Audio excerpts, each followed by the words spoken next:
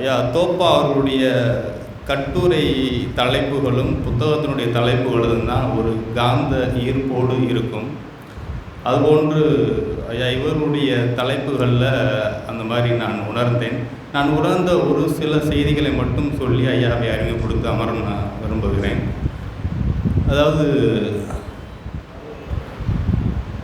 வயல் வெளியில் வயல் எலிகளின் கள்ள சேமிப்பு தான் இலக்கியம் அப்படின்னு சொல்லி ஒரு தலைப்பு. அது ரொம்ப எனக்கு ரொம்ப ஈர்ப்பாக இருந்துச்சு. ஐயாவை நான் பெருசாக வாசித்தது கிடையாது.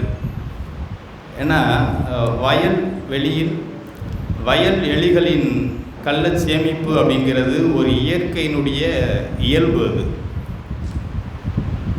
இலக்கியம் வேணால் கள்ள சேமிப்பாக கூட இருக்கலாம். ஆனால் வயல் எலிகளின் கள்ளச்சேமிப்புங்கிறது ஒரு எனக்கு ஒரு மாதிரி இருந்தது. நல்லா இருக்கே அப்படின்னு சொல்லி அதை கிளிக் பண்ணி கூட நான் படித்தேன். ஐயாவுடைய பேட்டியாக இருந்தது. அது முழுமையாக நான் வாசித்தேன். ஐயா தோப்பா அவர்களுடைய அந்த அவங்க ஒரு முக்கியமான ஒரு சொல்லுவாங்க, கிராமப்புறங்களில் இருக்கக்கூடிய எளிய மனிதர்களின் இருக்கக்கூடிய அந்த செய்திகளையும் அவர்கள் பேசக்கூடிய சொல்லாடல்களையும் சேமிக்க வேண்டியது ஏராளமாக இருக்கிறது, சேமிக்க வேண்டிய ஆவணப்படுத்த வேண்டியது ஏராளமாக இருக்கிறது அப்படின்னு சொல்லியிருப்பாங்க. அவங்க களப்பணியில் இருந்தனால அதை நமக்கு சொல்கிறாங்க. அது மாதிரி தான் அந்த தலைப்பு இருந்துச்சு. அதாவது ஒரு செய்தி. அது வயல் எலிகளின் கள்ள சேமிப்புங்கிறது இப்போ கூட அது நடந்துக்கிட்டு இருக்கும். ஏதோ ஒரு வயலில் ஒரு எலி நெருக்கிறதுக்கெல்லாம் எடுத்து சேமித்து வச்சுக்கிட்டே இருக்கும். இது இன்றைக்கி இப்போவும் நடந்துக்கிட்டே இருக்குங்க. இது இயல்பு, இயற்கையினுடைய இயல்பு. ரெண்டு விதமான கருத்தாக இருந்துச்சு. கள்ள சேமிப்புங்கிறது மனிதர்களுக்கு நமக்கே உள்ள இயல்பான பார்வை, அது நமக்கான இயல்பு அது. ஆனால் அது இயற்கையினுடைய இயல்பாக இருந்தது.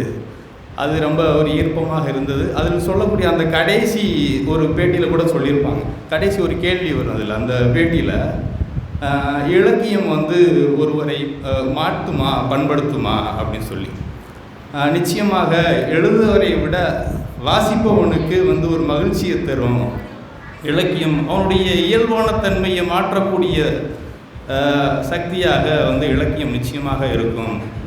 கூடுதலாக அது ஒரு இடத்துல ரொம்ப நுட்பமாக அது சொல்லியிருப்பாங்க. அந்த வகையில் பார்த்தா இலக்கியம் அறிவுத்தன்மை பெறுகிறது அப்படின்றார். அதாவது ஒரு மருந்து சாப்பிட்டாலோ ஊசி போட்டாலோ உள்ளுக்குள்ளே உடம்புல ஒரு வேதியியல் மாற்றம் நடக்கும். அது அறிவியல் சொல்லலாம். ஒரு இலக்கியத்தை வாசிக்கும்போது ஒரு மாற்றம் நடக்குது, ஒருடைய இயல்பான கேரக்டர் மாறுது அப்படின்னும்போது அதுவும் ஒரு அறிவியல் தன்மை தானே அப்படின்னு தோணுச்சு எனக்கு. அதனால் அது எனக்கு ரொம்ப ஈர்ப்பாக இருந்தது. ஐயா அவர்கள் சொல்லுவது போல் விடுபூக்கள்னு ஒரு புக்கு, ஐயா தோப்பா அவருடைய புக்கு. அது மாதிரி தான் ஈர்த்ததாக தலைப்பாக இருந்தது எனக்கு. ஆனால் விடுபூக்கள் ரொம்ப நெருக்கமான வார்த்தையாக இருக்குது, ஆனால் அழகாகவே இருக்கே அப்படின்னு சொல்கிற மாதிரி இருந்துச்சு.